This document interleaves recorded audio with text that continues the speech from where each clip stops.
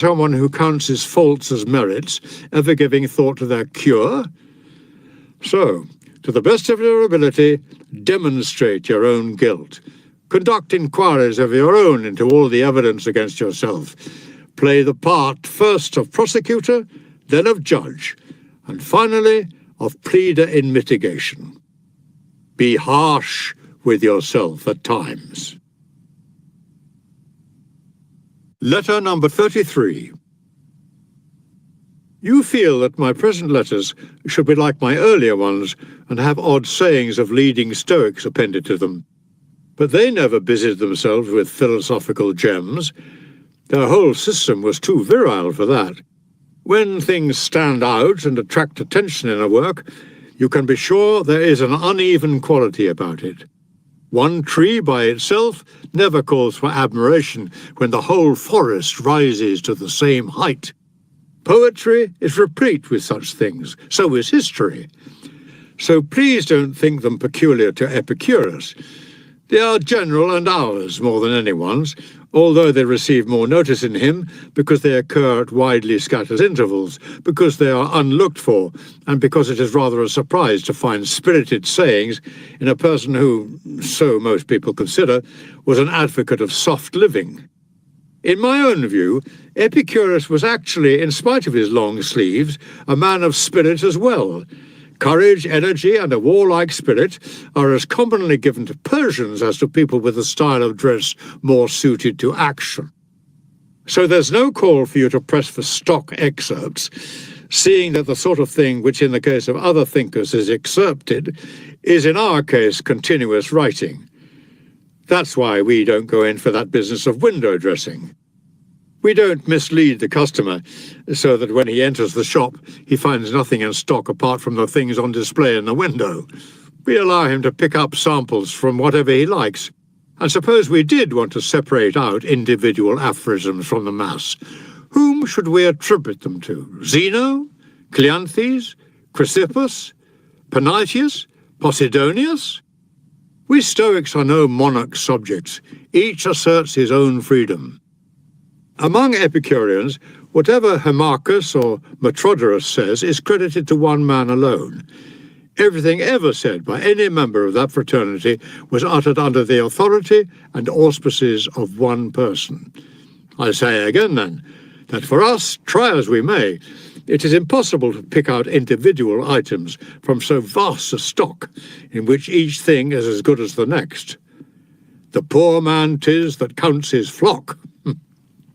Wherever you look, your eye will light on things that might stand out if everything around them were not of equal standard. So give up this hope of being able to get an idea of the genius of the greatest figures by so cursory an approach. You have to examine and consider it as a whole. There is a sequence about the creative process, and a work of genius is a synthesis of its individual features, from which nothing can be subtracted without disaster.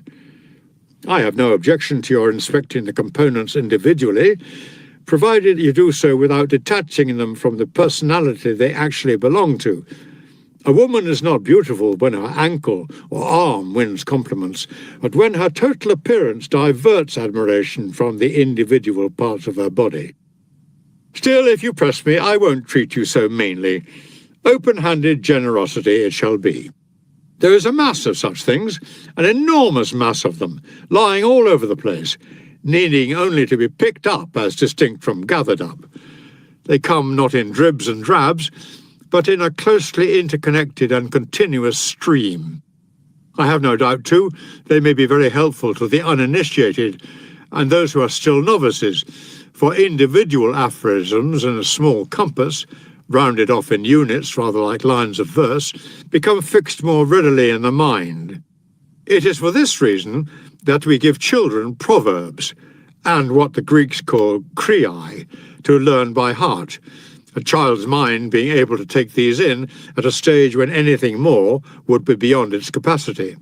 But in the case of a grown man, who has made incontestable progress, it is disgraceful to go hunting after gems of wisdom and prop himself up with a minute number of best-known sayings and be dependent on his memory as well. It is time he was standing on his own feet. He should be delivering himself of such sayings, not memorizing them. It is disgraceful that a man who is old, or in sight of old age, should have a wisdom deriving solely from his notebook. Zeno said this. What have you said? Cleanthes said that. What have you said? How much longer are you going to serve under others' orders? Assume authority yourself, and utter something that may be handed down to posterity. Produce something from your own resources. This is why I look on people like this as a spiritless lot. The people who are forever acting as interpreters, never as creators, always lurking in someone else's shadow. They never venture to do for themselves the things they have spent such a long time learning. They exercise their memories on things that are not their own. It is one thing, however, to remember, another to know. To remember is to safeguard something entrusted to your memory, whereas to know, by contrast, is actually to make each item your own, and not be dependent on some original, and be constantly looking to see what the master said. Zeno said this. Cleanthes said that.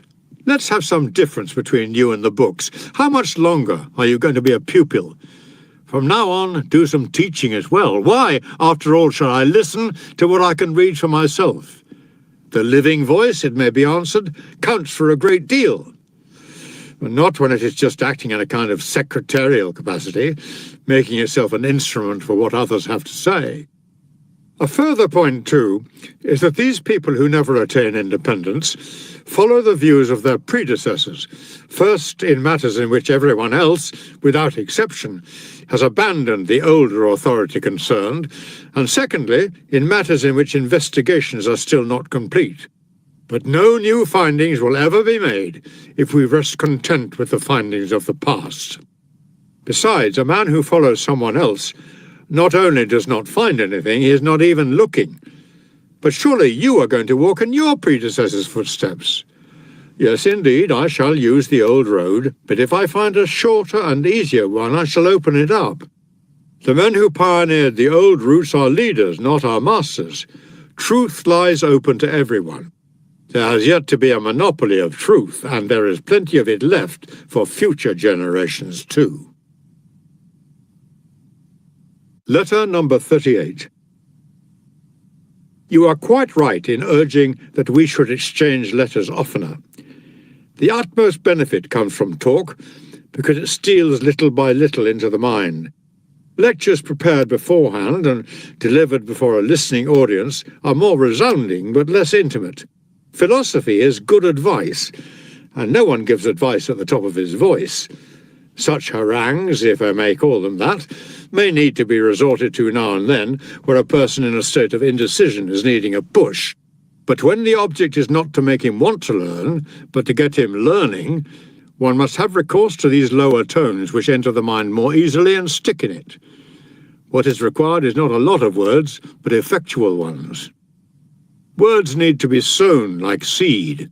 No matter how tiny a seed may be, when it lands in the right sort of ground, it unfolds its strength, and from being minute, expands and grows to a massive size.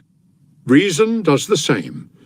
To the outward eye, its dimensions may be insignificant, but with activity it starts developing. Although the words spoken are few, if the mind has taken them in, as it should, they gather strength and shoot upwards. Yes, precepts have the same features as seeds. They are of compact dimensions, and they produce impressive results, given, as I say, the right sort of mind to grasp at and assimilate them. The mind will then respond by being in turn creative, and will produce a yield exceeding what was put into it. Letter number 40. Thank you for writing so often.